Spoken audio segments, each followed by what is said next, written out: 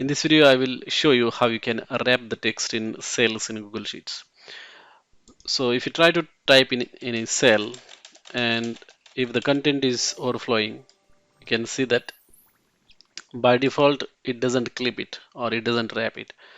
So you can see that the content from the cell B16 is overflowing into C16.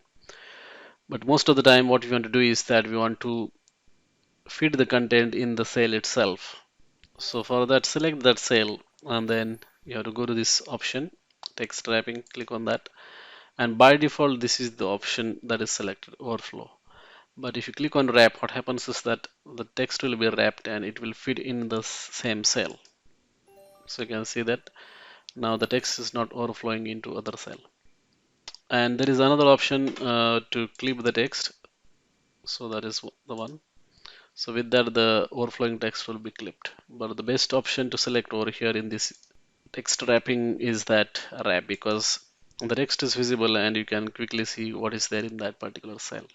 That's it. Thanks for watching.